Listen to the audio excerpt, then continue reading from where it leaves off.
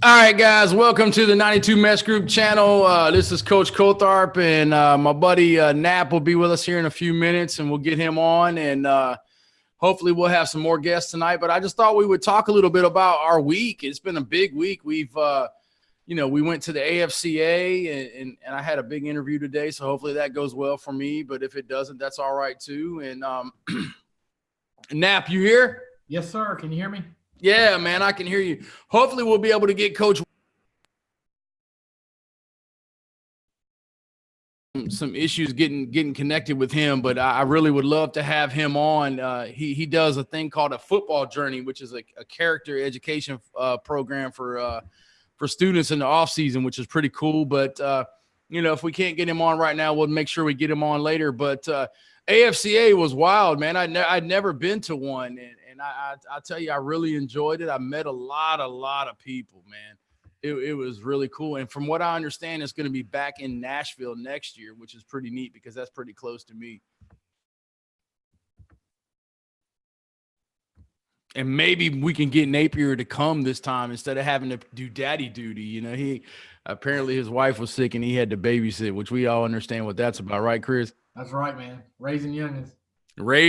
We're all there. So, like, a couple of takeaways from AFCA. A lot of guys have asked me how the clinic was and things like that. I went to several of the sessions. I made sure I listened to Sonny Dykes and a couple of the air raid guys talk. And, everybody asked me if AFCA was really worth the trip. And I'll be honest, when I go clinic, if I really want to learn football, I just go sit down at a school. I'll call a guy that does some stuff that we do and say, hey, can I bring the staff up or can I come sit down? So when I really want a clinic, I try to go find a place and be really dedicated to it. I don't necessarily hit up with, hey, I'm going to go to this general clinic and try to learn a bunch of stuff. But I did catch a couple of little things. But the most thing was, man, I met so many people.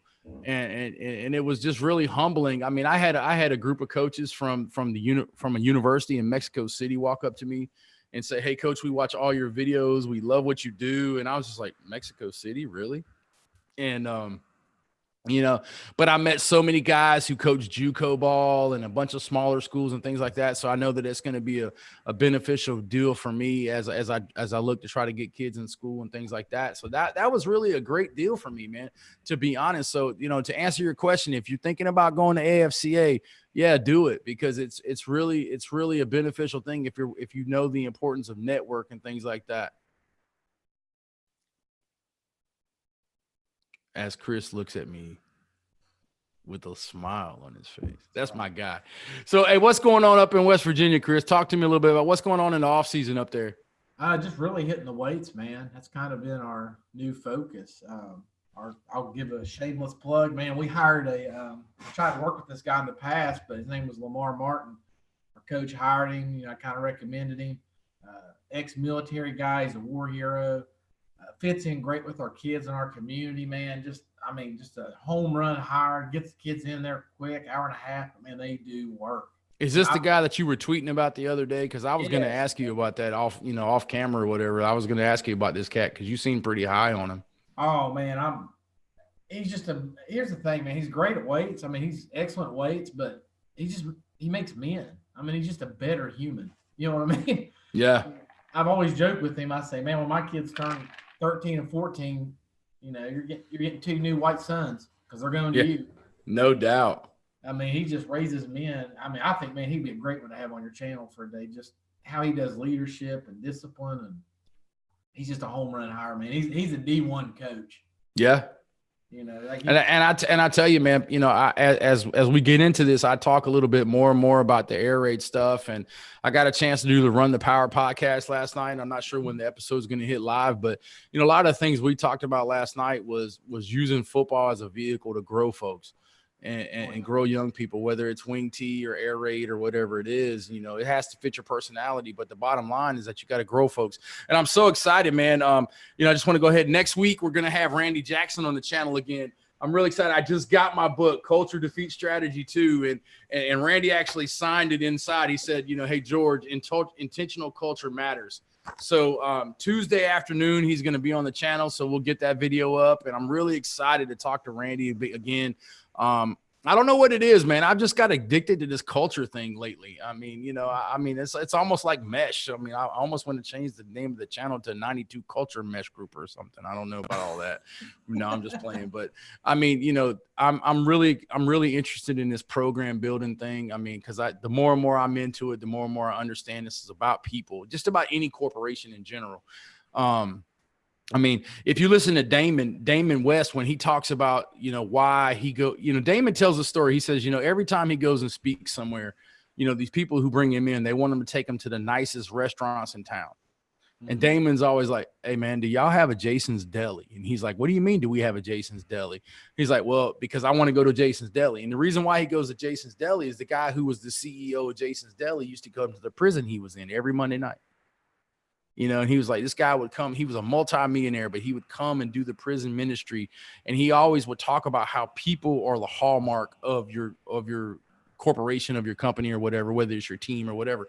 And so Jason, so Damon's always like, hey, and I told him, I said, hey, if you ever come to North Carolina, we have a Jason's Deli.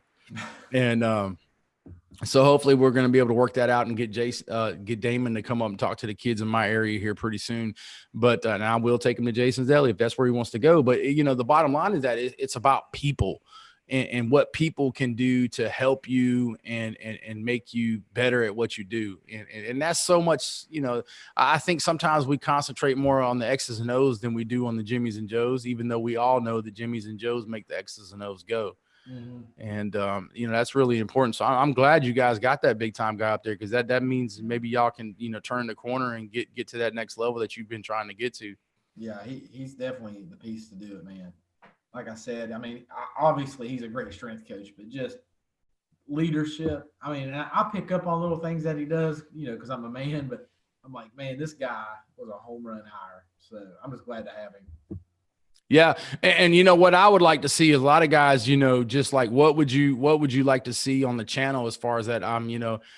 Coach Mackey kind of beat me to it, because I was trying to get Derek Smith on the channel and we were working it out, but he did it the other day. So I don't know. I'm gonna try to get Derek on the channel too, but it's like every time I have an idea, Coach Mackey beats me to it. That joker he's good at that, but I don't mind it one bit, because I love Ron. But I had been talking about getting some strength guys on the channel and talking about like strength and conditioning as far as the air raid is concerned, as far as playing fast and what that meant.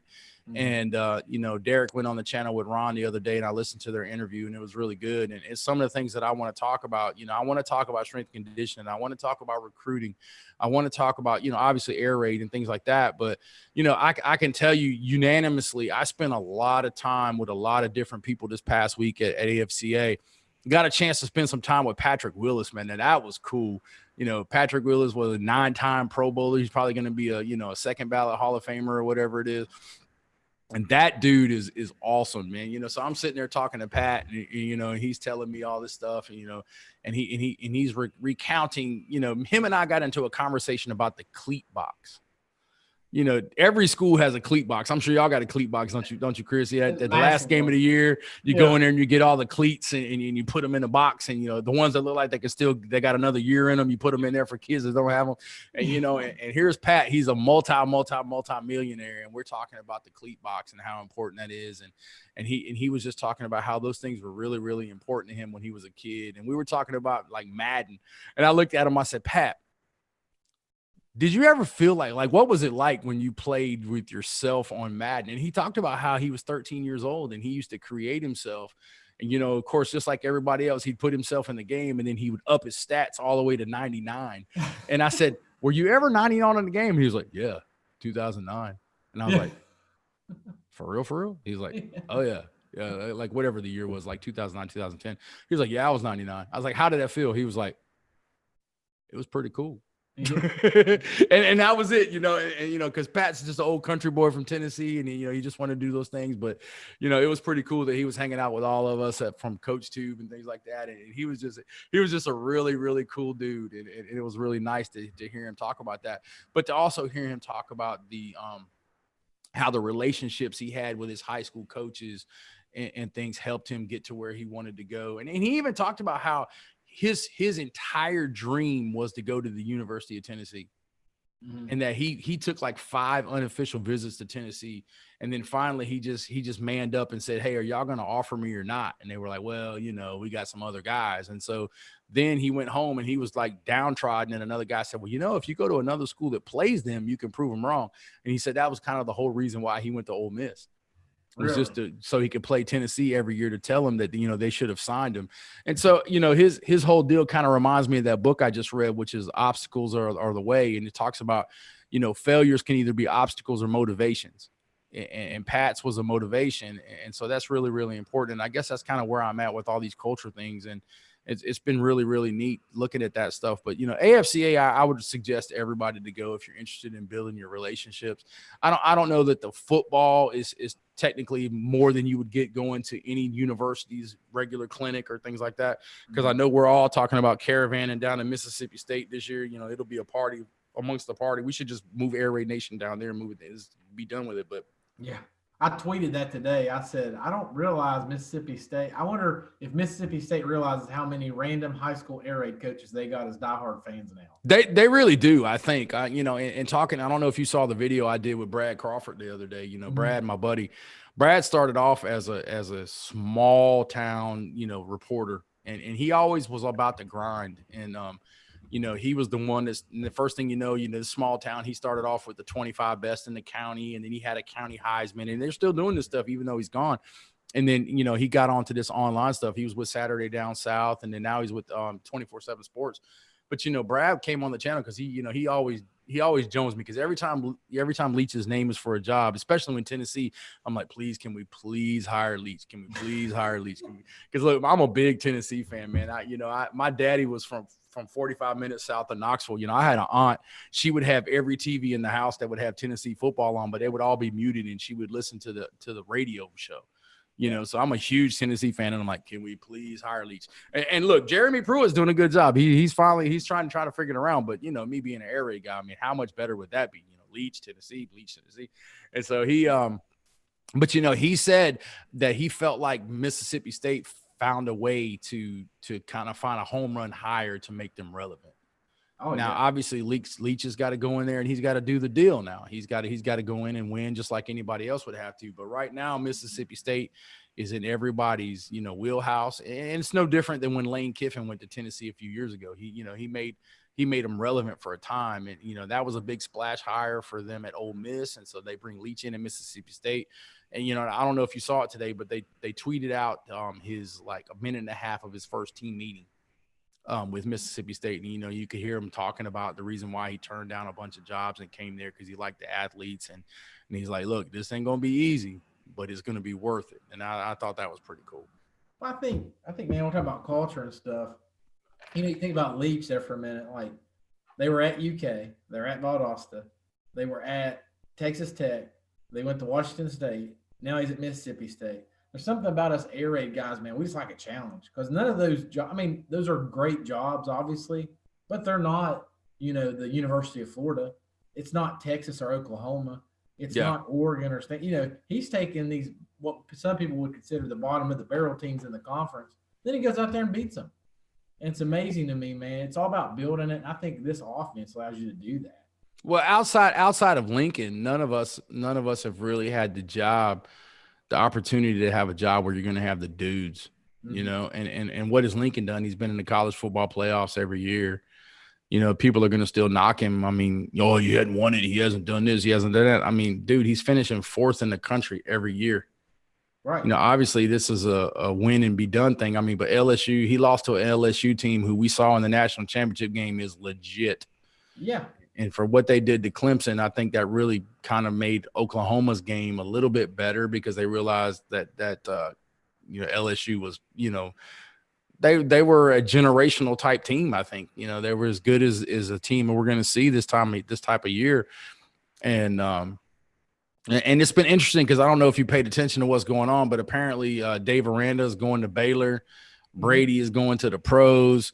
And it's like all these guys are leaving. So, what's it, Coach O going to do? Is he going to reload, or is it going to just be like hey, we had a great year. Let's look at our rings and we'll see each other in 20 years and, have some fried gator and talk about it. I mean, Did they all get out while the getting is good, or is it going to just continue? And, you know, that's the one thing that Dabo Sweeney's been able to do, man. He's been able to keep all his cats together.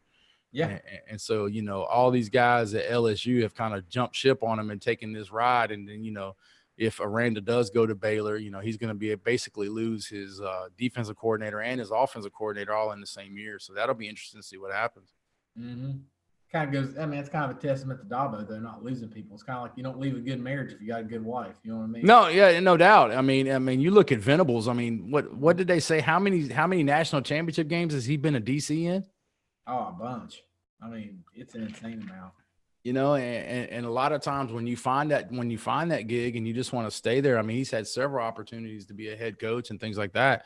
So, you know, that's really interesting. And so I talk to people about that all the time. You know, look, the grass isn't always greener. You know, it's not always greener. You have to look at your situation. And you know, one thing, the most important thing is while you're looking for that next job, be sure to do the job that you have. You know, bloom where you're planted, do those things, and hopefully things work themselves out. Yep. Because I mean, you've changed jobs as much as I have. I mean, you know, I've went from one place to another and done different things and those kind of things. And it's just been really interesting. I mean, you went down to a middle school and you came back to high school and those kind of things. And ball is ball. I mean, but it's just, you have to look at the long term. You know, I saw a tweet today. Some guy had said, you know, if I get my first head job, I've already got my whole staff put together, you know, because of Twitter. You know, he had all these guys on Twitter that he knew. And I thought to myself, you know, that's a pretty cool thought, my friend. But the bottom line is that if you're lucky, you'll be able to bring 2 guys with you to your new school. Right. You know, I interviewed at a school today and, you know, they only had 3 guys on staff. You know, they had 7 assistants, 4 of them were outside the school, 3 were inside the school, which will be interesting. You know, hey, in the comments, guys, how many of you guys work in the school that you work at, you know, that you coach at? I mean, you know, I know like in California, it's not uncommon to have community coaches. I mean, I know I had a couple of community coaches at Red Springs, but I try to get guys in my school who coach. I mean, I don't know why. I just think it's more important for them to be in the school than not be in the school. But how many of you guys actually coach at the school that you work at and don't work in the school? I mean, I think that's interesting. How many guys on your staff don't work in the school, Chris? Well, we have some guys that like work at our grade school, so they're pretty close. You know, they can get there. Our strength coach, he's retired military, so he can be there when he needs to be there. But we have about 2 or 3 guys. Like, for example, I don't work in the building. You know, I work for the Board of Ed. Right. I'm not in the building, which presents problems. And I think that goes back to what you're saying, man. Like, it is better when they're in the building, you know, because just time, you know, just trying to get there. If you got, especially, and I've done it before, man. I've had another job where I'm doing heating and air or whatever. I mean, you get held up in work, you can't get there on time for practice, and it's just not that great. But we got, I mean, it's tough, and you look at it, especially when you have guys who aren't in the building, and you think about how much you play, how much we actually pay them. I mean, you know, I know for a fact, I talked to some guys from Florida while I was at AFCA. And that's the other thing about AFCA. You can kind of find out what's going on all over the country, like what's going on here, what's going on there. And, you know, they're talking about, yo, coach, we don't really make a lot of money. You know, we don't do this, we don't do that. And I was like, well, how much do y'all make? And they told me, and I was like, well, you're doing better than we are, bro. He's like, what? And I told him, and I was like, you know, there's only a few places where you kind of feel like you're getting paid enough to kind of justify the hours we put in. I mean, nobody's making the money that they should be making at the high school level. That's for sure, except for maybe if you're a head coach in Georgia and Texas and Cali at some places. But you know, it's really tough when you got a guy who's making, you know, $100,000 a year doing heating and air and saying, hey, look, I need you to be here every day at 4:00 so I can pay you this $1,500. Right. And, you know, so that's kind of a tough deal. And then the other side of that is if they're not, you know, under school contract and they decide they don't want to coach, what do you do? Right. You know, he could call you like 2 weeks into the season, yo, coach, I decided I'm not going to work this year. And then you're stuck. And so, you know, I'm kind of wondering how a lot of you guys handle that. Is that an issue with you? You know, those are kind of things that I don't think about a lot, but those are things that are really, really problems for coaches. I mean, how do you recruit and retain coaches and keep guys happy, especially if they're not in the building? Because, you know, I talked to the principal that I was interviewing with today, and I was like, you know, look, I understand big check versus little check. You know, and if you're a young coach and you don't understand that, you're in trouble. Understand this: the principal pays you much more than the athletic director does. Yep. You know, that little $2,000 supplement, if you're lucky, that don't cover 2 months of a mortgage. Nope. You know, and so, but you'll go in there and you'll go balls deep on a coaching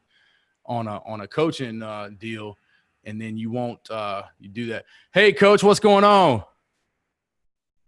Coach Ware, can you hear me? Coach Ware is here. Let me see if I can get him in. Hey. Coach Ware, can you hear me? I can hear you. Can you hear me? Yeah, I can. Hey, Coach Ware, welcome to the channel. This is Coach Coltharp and Coach Napier is with us, and we got Coach Derek Ware with us. I was glad you were able to make it in, and we were just sitting there chit-chatting about, you know, making sure that you were a good teacher and not just a good coach, because the principal pays you a lot more than the athletic director does. Of course, now you're down in Texas. That may be a little bit different, right? No, not much. I mean, we have good stipends, but your majority of your pay is as a teacher first.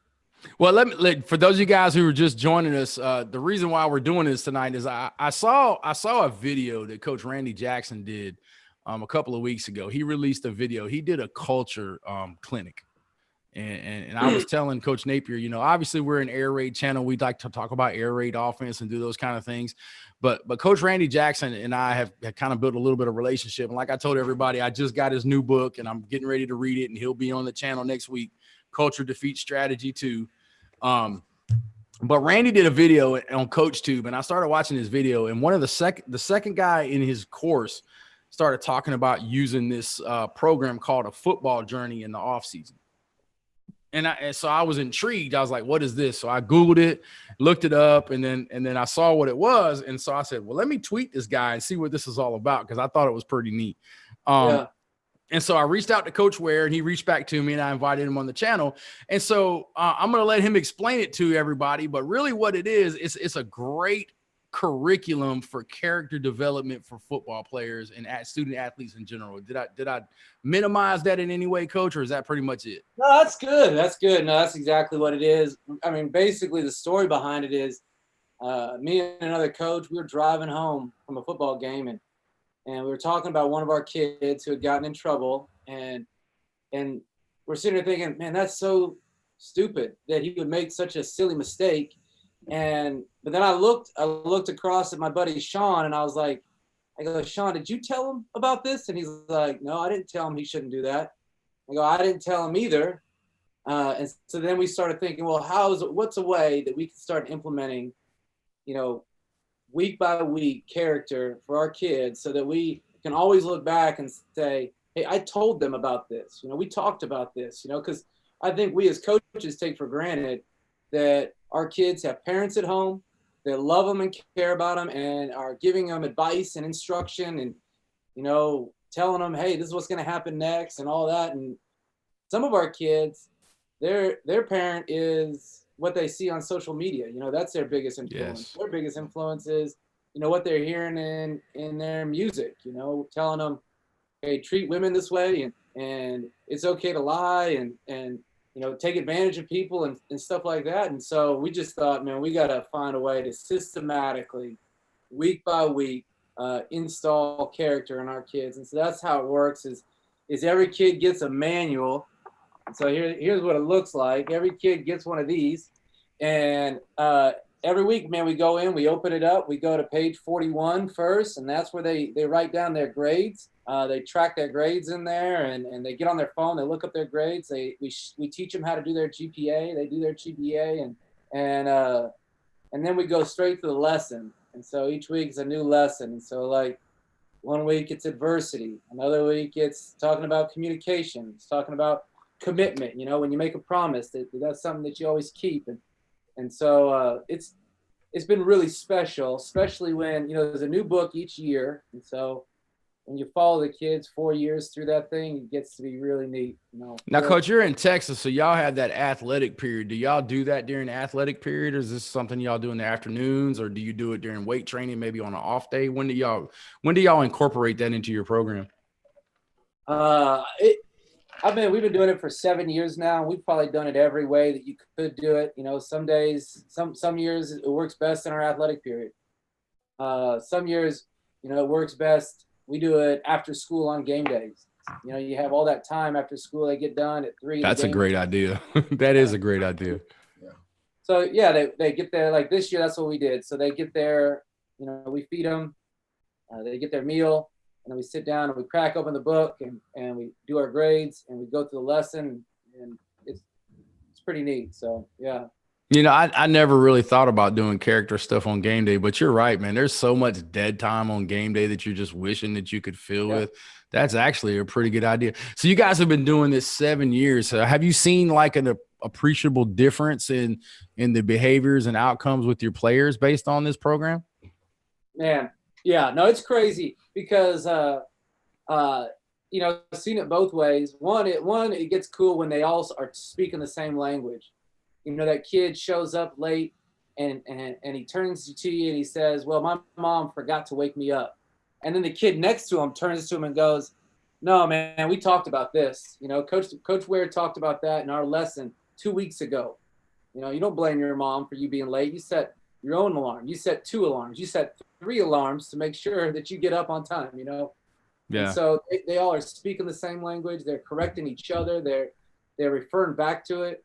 And so it's neat. You know, in the book, it has the lessons, but then it also has areas where they're writing in answers and like journal questions, you know, so there's application questions to where it's like, hey, here's the lesson. Now, how are we going to apply it this week? And so they write down goals, and they'll check back on their previous week and say, hey, did I accomplish last week's goal? And so it's pretty neat watching them grow through that and take the responsibility on themselves of growing in their character, you know, and it's cool too, because I don't know about you, but when I was a player, I was a good kid, and my coaches didn't really have to intervene in my life all that much. Right. You know, but it's neat here because you get to intervene in all their lives, and they get to know you better, and you get to know them better, and there's some good discussions that happen through that. So it's been neat. Coach, I got some questions for you real fast. Especially like when you talking about, like, you know, you don't know who their parents are and all that stuff, man. Like where I'm from in West Virginia, we got smoked when the coal mines went out.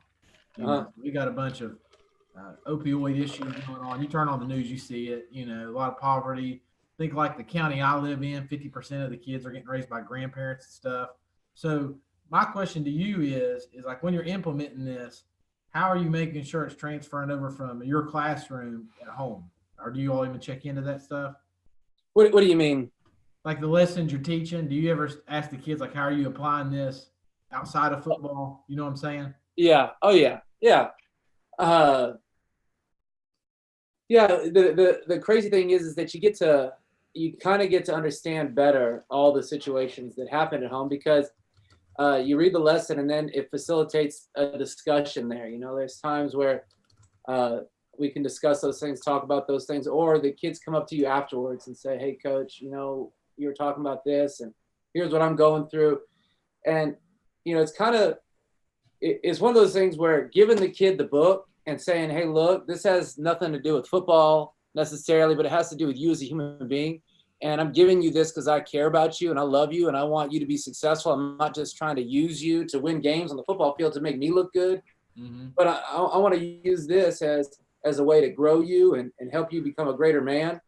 When they see that, they start thinking, okay, this is about more. And so they're willing to come to you with more. You know, they're not just coming to you saying, hey, coach, how are we going to roll to cover 3 again? They come to you saying, hey, you know, I know that you care about me. Let me ask you these things. Let me talk to you about this. Yeah, and I tell you, one of my favorite Joe Salas quotes of all time is "Kids spell love Time." And you know, building those relationships is so important. And that was one of the reasons why I reached out to you, Coach. You know, I was listening to this guy talk about, you know, what they did in the offseason, and it was I can't remember the guy's name because I was watching the video. But, you know, it was a smaller school in Texas, and they asked him kind of what they did in the offseason. And he said, well, you know, we do this football journey. And what's your website? Go ahead and give everybody the website and all that good stuff. It's just afootballjourney.com. So, yeah, you know how to spell a football journey. So afootballjourney.com. And on there's videos, there's sample lessons, there's all that. You know, there's a couple lessons that you could get on there and print out and and use with some of your kids.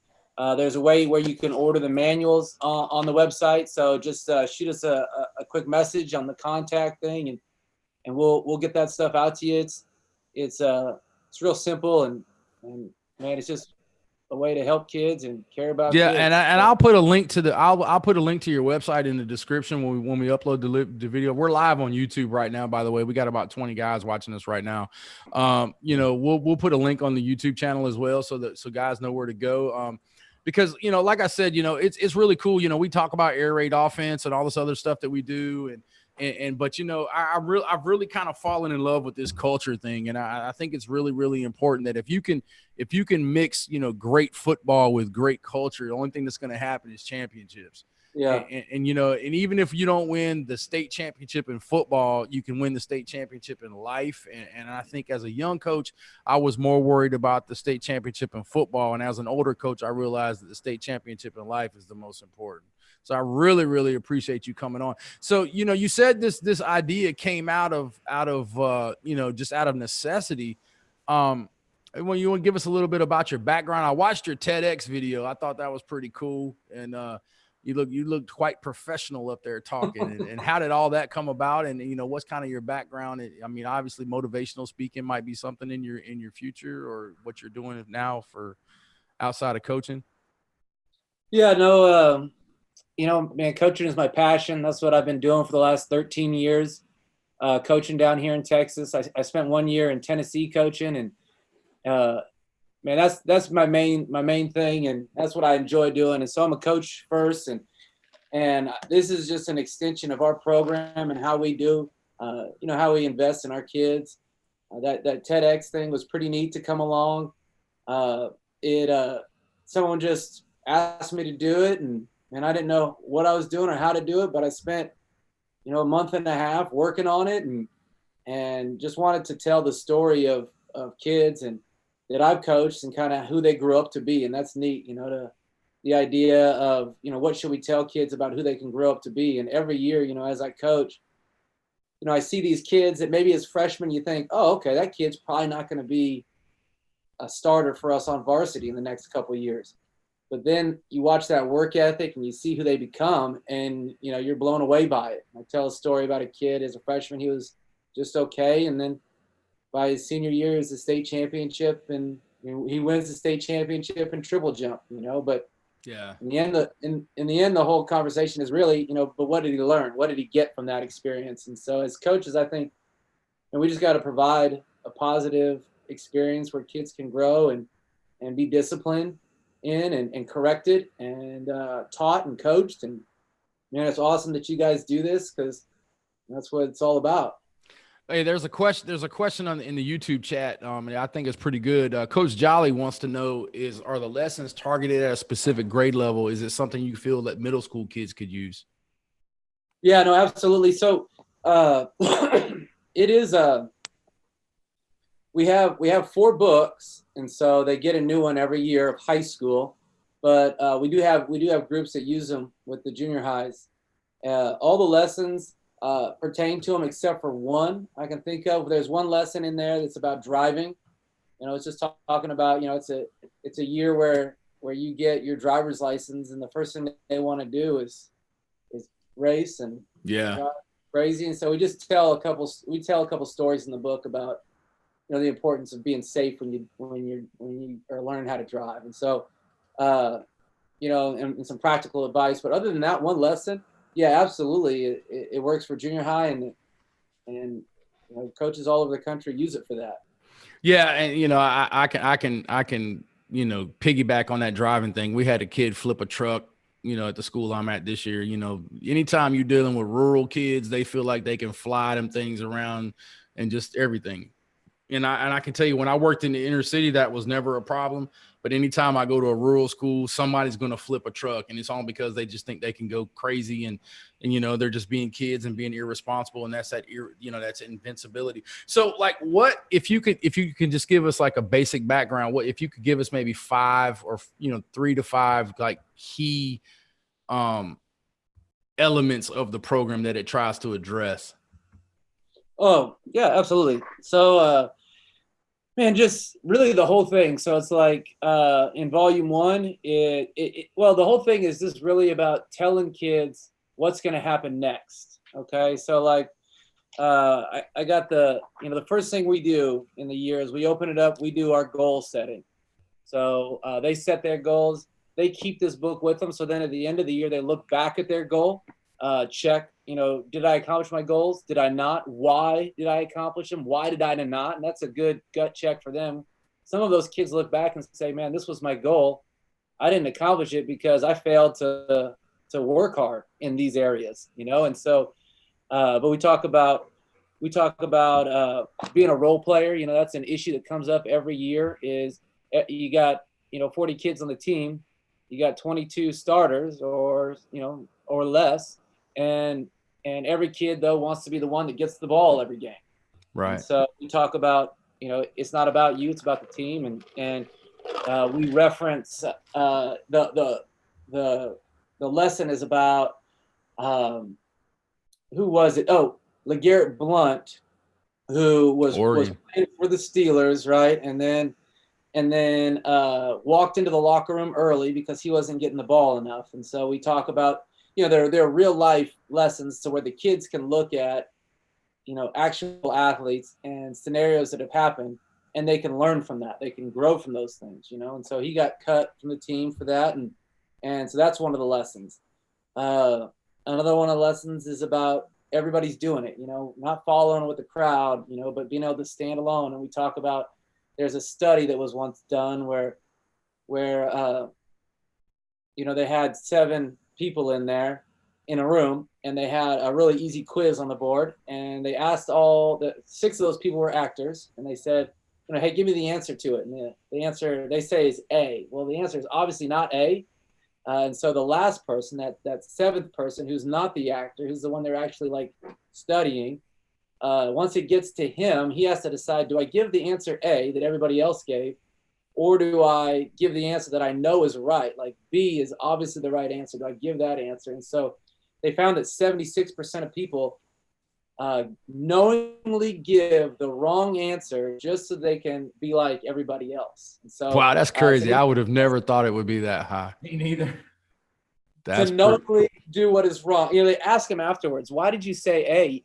Did you think it was A? And they're like, no, I knew it was B, but everybody else had said A. So yeah, just things like that, to show our kids and say, hey, look, watch out for these things. These will crush your dreams. We tell the story of Quincy Carter, who was a Dallas Cowboys quarterback, and he got kicked off the team for failing a drug test, and they later catch up with him on Christmas Day because he gets bailed out of jail on Christmas Day because he had another issue with drugs, and he's playing football for some arena league team, and it's like Dallas Cowboys quarterback falling all the way to some arena team in Shreveport, and so they don't think drugs are a big deal, but you could show them actual examples of, hey, look, this can cost you millions of dollars. These will crush your dreams. So have you seen a lot of pushback from the kids in the program when you first get them started? How do you get those ones who are pretty skeptical about it to kind of buy in and do it? We haven't, the only time I've ever felt any pushback was there was one time where we would do it right after school one day. And so it's like they had sat through class all day, and then they get to you and they have another class, yeah. And so it wasn't that they didn't want to learn. It wasn't that they didn't value it. It was just that, man, you get those kids who are just kind of antsy to do something, and then it's like, hey, sit here and listen to me for. Yeah, they were mentally fried, huh? Talk to you. So, but we usually, that was one year that happened. It was kind of a unique group of kids, but haven't really ever had kids look at it and say, oh, I think they like it. They like to hear the stories about other athletes. They like to hear. There's a video that goes with each lesson, and they like to watch the videos and hear the lessons, and they like to hear your stories as coaches. I always throw in my own personal experience, and you tell the story about. You could tell the story about the the kids that flip their trucks, you know, and hey guys, we had 3 kids flip their trucks the last, 8 years. Don't do that. You know, we talk about that. So, but yeah, I haven't really had any pushback. So, I know like in my school in particular, we're at a school where the only people that pay for lunch are the teachers. And if you go in there with anything bigger than a $10 bill, you're not going to get any change back because they just don't have any money in the cafeteria. So, I mean, it's a really downtrodden type area. What's the price point on this for these guys who are thinking about maybe wanting to add this kind of thing to their program? Right.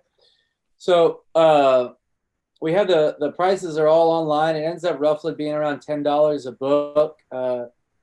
Now, the thing is that we don't ever want money to be the issue. So like if a coach and in 7 years, when a coach comes to us and it's like, Coach, I want these books. I'm going to use them. Here's what I can pay. We always find a way to work that out. You know what I'm saying? And so we've never said, oh, no, you're. Well, I mean, you ain't making nothing off of a $10 book. I can promise you that. By the time you get it printed and everything else, I mean, so, that's the biggest thing. I wanted guys to understand that there's a program out here to help you in the off season, develop character with kids that, that's very, very cost efficient. If you got a team of 50 kids for $500, I mean, that's, and honestly, if you're really smart, go to your admin and tell them you need some instructional money because it's a classroom resource. If you have a really creative principal, they can find a way to do that. I know I used to be an admin, so I know how to make all that work, but, I try to bring stuff on the channel where I think it can help coaches, but I also want to make sure it doesn't take advantage of coaches. And when I looked at your stuff and looked at the website, I was like, we got to get this guy on because I really think it can help some kids. And, and like Chris was saying earlier, his area is in the same kind of condition mine is in. Mine got hit by 2 hurricanes and since 2016, and we lost over 2,500 students or close to 2,500 students, because of people being displaced. And I just think it's a really, really good program. And I was so happy to hear that guy talk about it. And I looked it up and I was really happy that you check back into us. Chris, you got any more questions for Coach? No, I mean, I think it's good stuff. I just think, the importance of culture, just like you said, George, when I was younger, man, I was, how deep is the mesh point? I want to win this game.